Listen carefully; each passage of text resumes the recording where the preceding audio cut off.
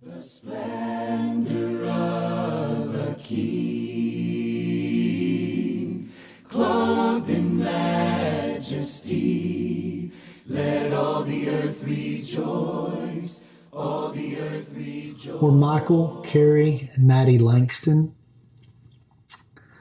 When we were approached about sharing some of what we've gone through, we were hesitant due to just a lot of painful memories. But we're all in this story together, and we're a family. We all have our struggles, and it's much bigger than us. The great part about Mike's series is that God heals. Carrie and I have been married for almost 3 years now. But in 2009, I went through a divorce. Through the years that we've been married, we've talked a lot about the emotions. Ironically, Carrie was going through the same thing at the same time. The emotions that we dealt with, the pain, the struggles. And you feel like you're in a valley and you can't see out. And we felt like we were a third wheel sometimes. A lot of embarrassment, the fear of being a failure in a failed marriage, heartache, depression, bitterness, a lost sense of belonging. But we've been surrounded by friends and family and our Feast Group family, those that love us, and that helped us get through it. As for me, I didn't want to come to church anymore due to all of those emotions. I didn't want to step foot through those doors. But Maddie was 7 years old at the time, and I knew she needed to be here. And deep down, I knew I also needed to be here. I just didn't want to. Through that time with my family here at Fairmont and the friends and God's power and grace, it got easier.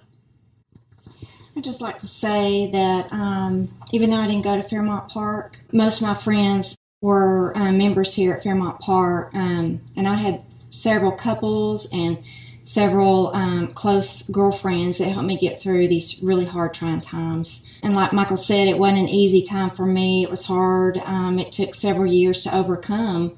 If it hadn't been for my church friends and family, that I probably wouldn't be here today. Being a child of divorce is really hard because sometimes you feel like it's your fault, but it never is. And through the years, like my dad said, it's become much easier with the help of our church family, our Feast Group family, and my Midland Christian School family. They have helped us through it all. The ups and downs have been there for us. And I'm so grateful for this man right here because he's like my rock. I look up to him and he teaches me so much about life and how to live life to the fullest. And for him to bring me to church through that rough time is so meaningful to me, and I'm just so grateful for him. I'm so happy and grateful that Dad met Carrie, because I wouldn't want anyone else. Sing with me, how great is our God, and all will see how great, how great is our God. Good morning. Open your Bibles, if you would, to John chapter 10. I want to thank the Langstons for sharing their story. It's not an easy thing to do, but their willingness to be authentic in their life helps the rest of us to do the same. In John chapter 10, Jesus makes a promise, a statement of fact, and then a promise. He says in John chapter 10, in verse 7, he says, "Truly, truly, I say to you, I am the door of the sheep. All who came before me are thieves and robbers, but the sheep did not hear them. I am the door. If anyone enters through me, he will be saved, and will go in and out and find pasture. The thief comes only to steal and kill and destroy. I came that they may have life and have it abundantly. Today we begin a series that we're going to call 28, and it's represented, the number 28 is significant in that there are two choices and there are 8 principles. The two choices are whether or not we will choose to allow God to direct our lives or whether we will instead choose to direct our own. If we do choose to allow God to direct our lives, there are 8 principles that we'll talk about what that looks like when we yield our life to God. But as we begin this Friends Day, we want to say that we're grateful that you're here. You're invited to stay. We're going to have, as been mentioned, a meal. I drove 2 hours yesterday to get some ice cream you can only get on one place on this whole planet. I was concerned about getting back before it melted. I checked on the chocolate. It's okay. So when you open the lid, there's a piece missing in there. That's all right. But as we think about this choices, this crossroads, this fork in the road, this do we go here or do we go there? Let me show you where the train wreck happens in life. Turn, if you would, to the book of Genesis, chapter 3. The Bible gives us a clear picture of life's train wreck.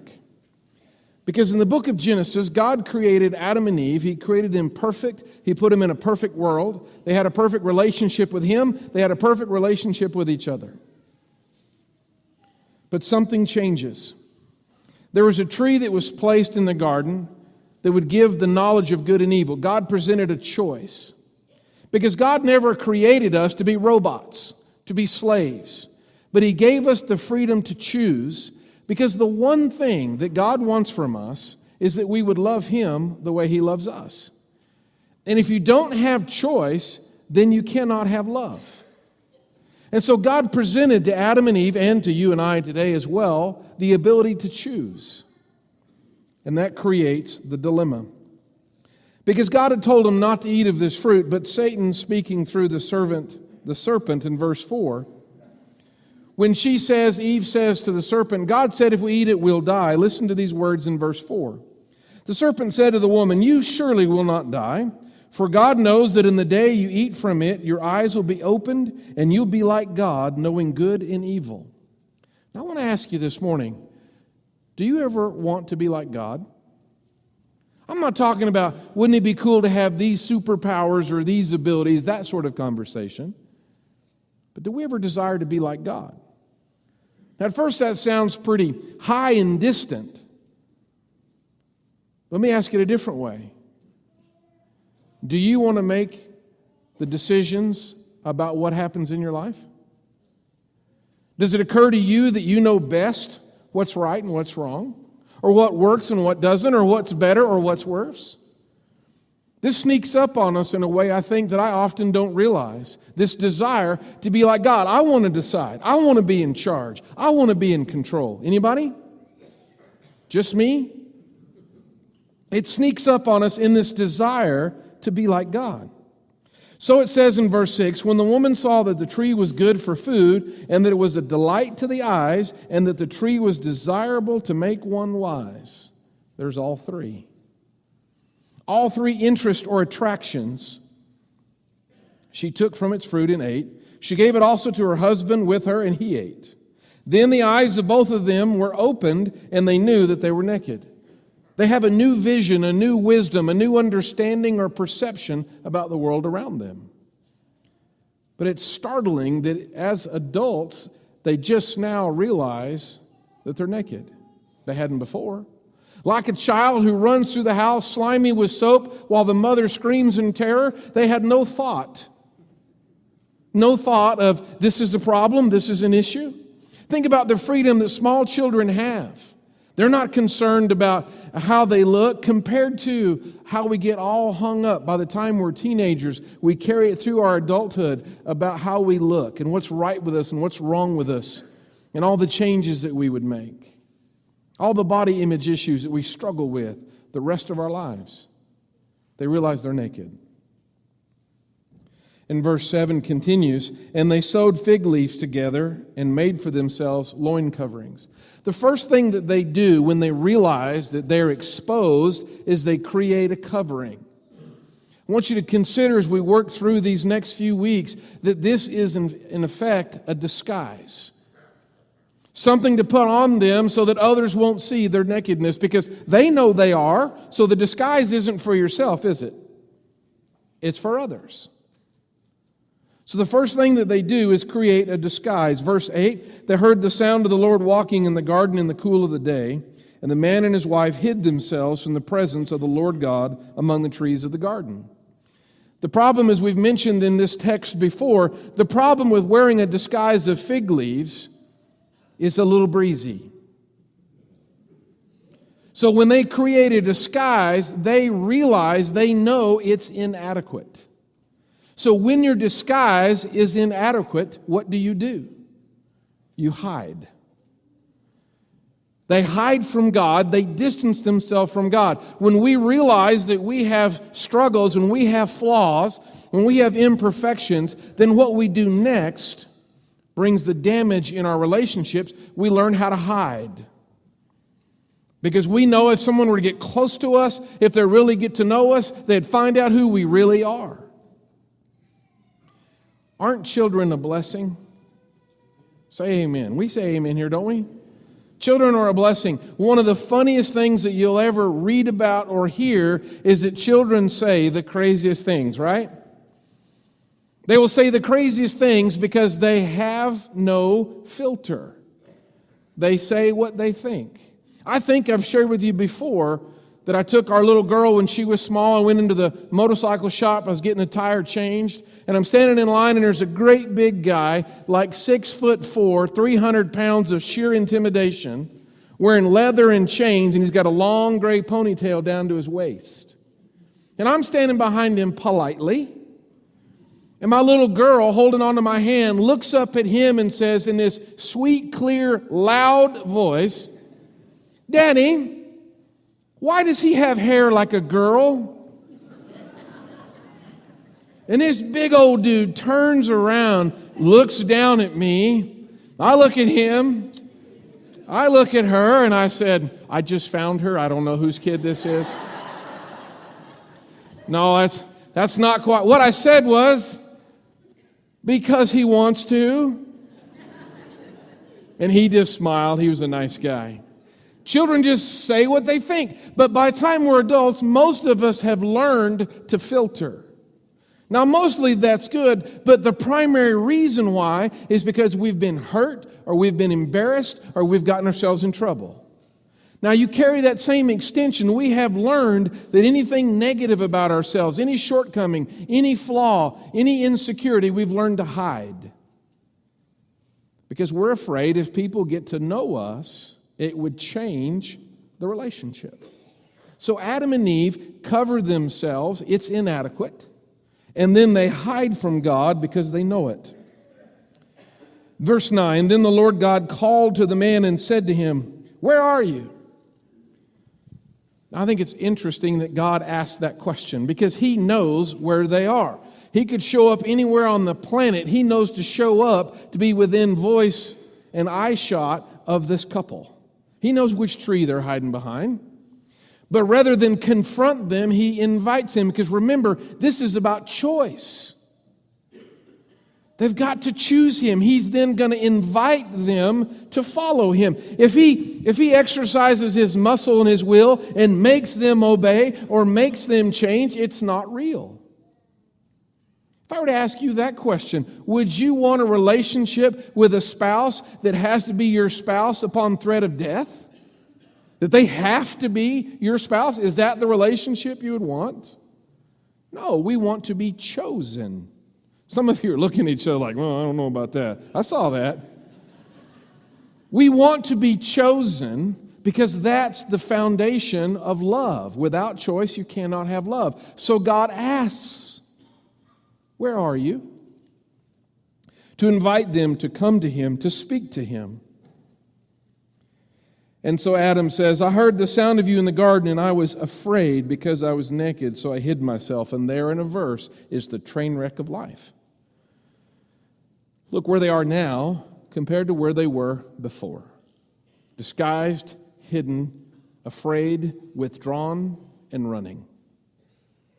That's now their life. So God begins to call them to Him. They live with the consequences of a changed world. As we think about this decision, this will we choose to allow God to lead us, or will we choose to continue to try to do things on our own? We begin this series with this question: what do I need to recover from? And we've talked about Adam and Eve and the results of their choices, but what about our own choices? What do I need to recover from? I don't know what you hear when you hear this question. You might think about, well, do I need to recover from an addiction of drugs or alcohol or gambling or maybe a sexual addiction? Those are powerful, entrapping struggles. But sometimes I'll think this is the only ones that are out there, which is not the case. Do I need to recover from the overs? The overworking, the overeating, the overspending. Satan can wrap us up. I'm convinced that the idolatry in America is busyness. It's our lifestyle. We are so busy running here and there. Mostly it could even be good things, but we are so busy. When do we have time for God? When do we have time for relationships? When do we have time to grow at all? You want to mess with somebody's mind, because normally what happens is, hey, how's it going? When someone asks you, how's it going? What's the canned response? Oh, it's going good. Well, are you busy? Oh, I'm busy, right? Oh, it's been crazy. It's always busy. You want to blow somebody's mind when they say, what you been up to? Say this: oh, not much. I started this week with a nap, and then I read a couple of good books, and then I spent some time just thinking about who I am. Right? In our culture, look at you. What's wrong with you? You must be lazy, because the standard answer is, oh, I've been so busy. It's just been crazy busy. Anybody? So the overs can get us wrapped up where we don't have a spiritual life, where we're not living what Jesus called, remember, the abundant life or the full life. But there's other things. What about anger or rage or grief or guilt or fear or anxiety? Or what about divorce? Or what about harmful relationships? Or what about lying or the need to control? Is there anything on this list that you relate with? And obviously, there's more things that we could talk about than just these few simple examples. In order to lead this conversation, we're going to talk about those 8 principles, and we're going to use the word recovery itself. Fortunately, it has 8 letters. And so we're going to take a letter at a time to help us remember each of these concepts. So when we think about recovery or about spiritual renewal, we'll start with the R today, and that is about realizing I'm not God. Spiritual warfare begins in the mind. The way we think, our mindset, our attitude, our perception of what is or what is not. It all begins here. And the first step has to be to realize I'm not God. Now that seems so obvious. Well, no kidding. Well, that may be, I suppose, obvious as a concept, but it's not often obvious in the way we live. Turn, if you would, to Romans chapter 7. Romans chapter 7. For those that are joining us in the simulcast, I appreciate your willingness to make room for others. We've got about 110, 120 folks over there this morning with us, and we'll meet you for the potluck this afternoon. Consider Romans chapter 7. Here's how Paul says it, verse 14. We'll start with verse 15. He says, "For what I am doing, I do not understand. For I'm not practicing what I would like to do, but I'm doing the very thing that I hate." Now, this is written by the Apostle Paul, a Christian man, a phenomenal missionary, a man who's truly sold out to Jesus Christ. And when he writes to his fellow Christians in Rome, he says, I find myself in this struggle. Verse 16, "But if I do the very thing I do not want to do, I agree with the law, confessing the law is good. So now no longer am I the one doing it, but the sin that dwells in me." Paul expresses a frustration that he can't seem to keep a grasp or keep control of his life. He finds himself doing the things that he doesn't want to do. There's a sense here of being overwhelmed or overcome or even out of control. So we need to admit then that we are powerless to control this tendency to do the wrong thing. What goes with this idea is this question. I don't know where you are so far in this conversation. You may be where I have been, that when I heard about this, I thought, oh, this is about people that struggle with addiction. It's for those people. And I thought of the first 2 or 3 classic examples of addictions and thought, well, that's not me, so this isn't for me. Remember to ask yourself, what is the definition of addiction? It is someone who continues in a self-destructive behavior for selfish purposes. So do you engage in any destructive behaviors that you know are destructive? Well, for example, do you ever stay up late when you really need to go to bed? You know that the next morning you're going to be tired and not be functioning as you should? Do you ever eat or drink more calories than you need? Not this afternoon. That's a whole other conversation. Or do you ever know that you should exercise, but you don't? Or you know the right thing to do, but you don't? Or you know something's wrong, but you do it anyway? Look at these examples. Like Adam and Eve, we struggle doing the right thing. That we have a desire to make our own choices in defiance to God's purpose. That we struggle with a selfish nature. That we're more prone to be focused on ourselves than on God. So what does this cause? It comes from the environment of choice. The New Testament writers struggle to find the right word to describe this part of us that stubbornly continues to defy God. That whenever somebody says, you can't, the first thing you think of, I will. That part of us that doesn't like to be told no. The part of us that doesn't like to be bossed around. In some translations, they record the Apostle Paul saying, it's our flesh that we struggle against. Some translations say it's our sinful nature. It's hard to get one word for what is it in you that insists on pushing. That where God draws a line, we want to push. What is that? Well, it is a result, or at least it works in the same environment of choice. But this part of us that stubbornly refuses to trust God is the cause. This leads us to defying our humanity. Remember I asked you in the beginning, do you ever try to be like God, or do you realize you're not God? Most of us would say, of course I know I'm not God. But when we try to control, we are in effect denying our humanity and insisting on our deity. You say, well, what do we try to control? Well, for example, we'll try to control our image. First thing Adam and Eve did was create a disguise. So we will control how we look to others. One of the interesting phenomenons of social media, it has given us a tool like none other to control our image. I mean, how many of us post a picture of a great time we had on vacation? Well, how many of us post a picture of a disaster we had and some failure in our life? Do we post that?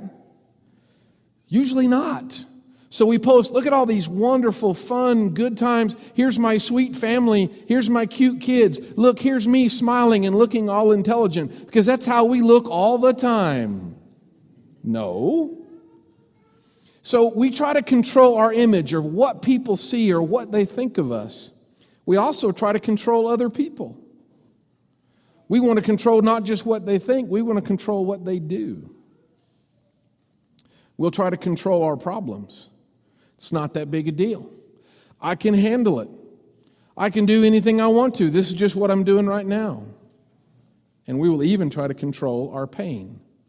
We may try to defer it. We may try to be distracted from it. In some circles, they call this self-medication. In other words, if you have a headache, you might take a Tylenol. You'll medicate yourself. You didn't necessarily ask a doctor about it. That's something we're accustomed to. But we'll try to do that in life. That when we hurt, when we're frustrated, or when we're disappointed, we'll cover it with something. Can we do something to take away the pain? Can we do something to make ourselves a little more numb? So we might turn to a fifth of whiskey. But we also might stare at the television for 4 hours until I can finally go to sleep so I don't have to think. There's all kinds of ways we try to control our pain. So the consequences of trying to be God, of trying to control our lives, is number one, we live in fear. The first thing that Adam says is we were afraid. So much of our life can be lived just as a response to what we're afraid of. We're afraid of rejection. We're afraid of judgment. We're afraid of pain. Secondly, we can live a life frustrated. The Apostle Paul had expressed that in Romans 7 because he can't get done what he wants to do. Why is this? Why is this? So we might ask ourselves, do I have a life of peace? I mean, there are things that come up, but generally speaking, do I live a life of peace or tranquility, or do I stay frustrated? Road rage doesn't just happen on the road. Road rage comes because I'm in a hurry, and I got to get here, and I got to get there, and I have the right to this right-hand turn, and why are they cutting me off? And I get all upset, but I can go through my whole life that way, frustrated with all the things that I can't control. This leads us to fatigue. There's a game in, you can go to a place, I don't know if there's one around here. Does anybody remember Chuck E. Cheese? They're still around in some places. It's a great way to eat overpriced cardboard pizza. And what they cater to, of course, is the kids in the games. And one of the fun games, the loud games, is they used to just call it whack-a-mole. And you had this mallet, and the game was there was these little plastic moles that would pop up, and you had to hit them with a mallet to knock them back down. And it started easy. One would pop up, and you go whack and knock it down. And you know, as adults, that kind of was satisfying. I don't know about you. That was kind of satisfying. Whack, knock that one down. Well, then another one pops up. Whack, you get that one. And the further you go, the faster it goes, the more moles there are. And you're over here just whacking the mole like crazy. And finally, there's more moles than you can whack. And that leads to fatigue. Because when we're trying to control things, when we're trying to fix things, when we're trying to handle things, there are more things in life than I can handle. But see, I may not be willing to admit that yet. I got this. Then I'm going to experience fatigue, busy trying to control. And I'm going to finally experience failure. The fact that I can't manage is going to lead to a failure somewhere. Somewhere there will be a concentration of pressure points. Somewhere those shifts will come together. It may be in a key relationship. It may be in health. It may be in job performance. It may be in intellectual output. Somewhere there will be a failure point. Because I finally just can't whack all the moles. So whether it's fear or frustration or fatigue or failure, this is the life I end up with, rather than what Jesus called the abundant life. So what's the cure? Well, remember the word R in recovery. I need to realize I'm not God, therefore I am powerless to change my past. The past is a great weapon that Satan uses. For when he wants to remind us of our past, he wants to freeze us in our past. You can't change the past. That means if we're stuck in the past and you can't change the past, where there's no change, there's no hope. Because the meaning of despair, there's no change coming. It's always going to be this way. And that's what the past can do to us. Rather than being a lesson, rather than learn from it, rather than experience transformation, we can get frozen in an expectation. That's the way it was, that's the way it is, and that's the way it will always be. And there's no hope where there is no change. When I realize I'm not God, is to realize that I'm powerless to change the past. Secondly, that I am powerless to control other people. What, if I were to ask you to take a sheet of paper and fill out a list, what are the top 3 things that you're worrying about today?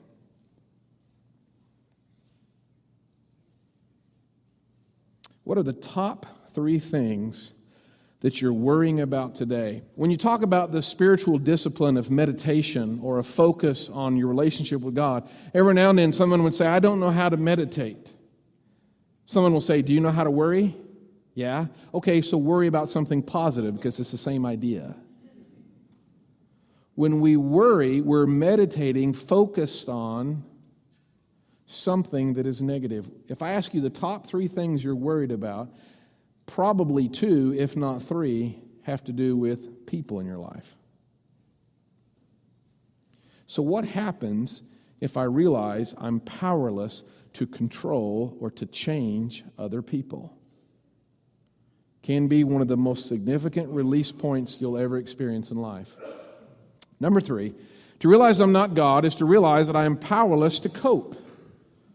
Up until this point, if I can handle it, if I've got this, and if I'm driven by image control, which is a nice way of saying pride, I don't want other people to think less of me, so I'm going to keep up this charade so that you won't really know. As long as I've got this, as long as I can handle it, as long as it's no big deal, as long as I'm fine, we ask one another, how are you? What's the answer? I'm fine. And the response back, and how are you? And I say, I'm fine. Wouldn't it be an amazing Sunday if we ever told the truth? I mean, there are days we're fine, don't misunderstand me. But wouldn't it be interesting to watch someone's face when they say, how are you? And you told them the truth? Hey, I wasn't really that interested. I was just trying to be polite. In order for us to experience the abundant life that Jesus is talking about, it's about building relationships. It's about the Fairmont Park Church being a safe place of authentic relationships where if we're not fine, we don't have to be fine. If you're fine, that's fine. But if you're not fine, that's okay. Because Paul said in Romans 7, I'm struggling because I'm not doing the very thing I want to do. That means there are days when Paul's not fine. Another way to say it in 1 John chapter 1, John says that if we say, and he's an apostle too, if we say that we have no sin, we're a liar. Well, that means if we're struggling with sin, we're struggling with failure, we're struggling with imperfection, we're struggling, right? To the degree that I insist I'm fine is a degree that I refuse the grace of God because I don't need it. Turn, if you would, to James chapter 4. James chapter 4. James chapter 5. This came up in class and discussion this morning.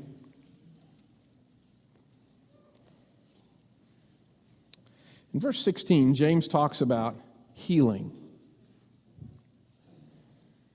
He says in verse 16, therefore confess your sins to one another and pray for one another so that you may be healed. He's not talking about forgiveness. That's something God offers. But he's talking about healing. That apparently the healing that Jesus was talking about in the abundant life happens in an authentic community. I use the word authentic. What I mean is a real one, where you don't have to be plastic, where you don't have to be fine, we're all fine, everybody's fine. We can be who we are.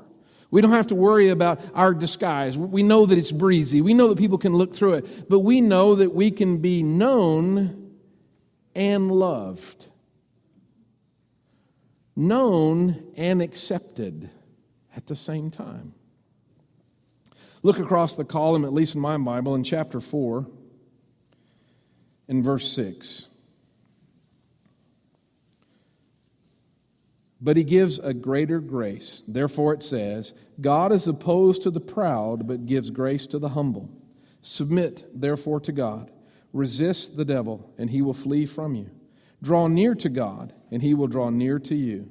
Cleanse your hands, you sinners, and purify your hearts, you double-minded. Grace is the power to change.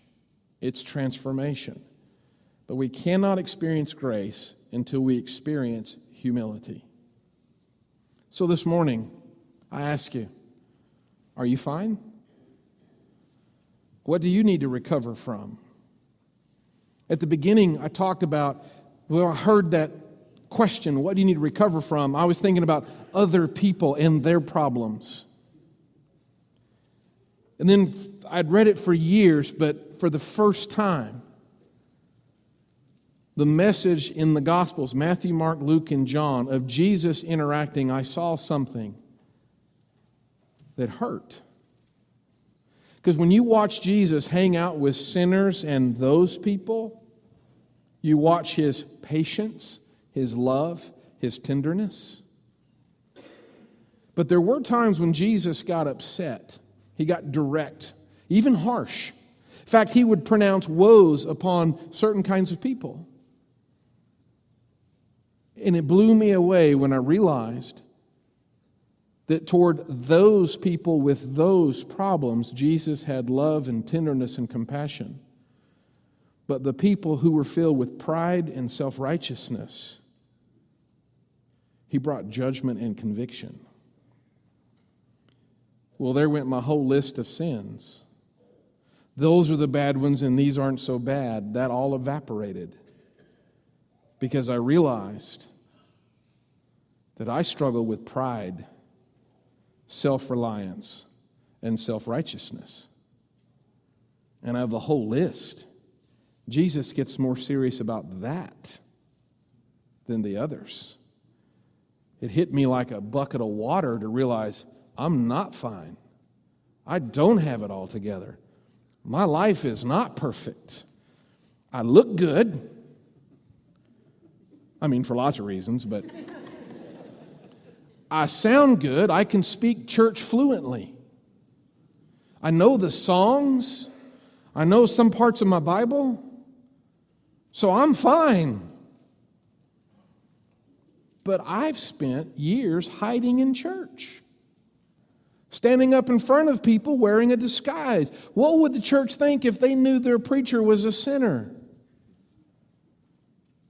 Because he is. He's either a sinner or a liar, which I guess that makes you both.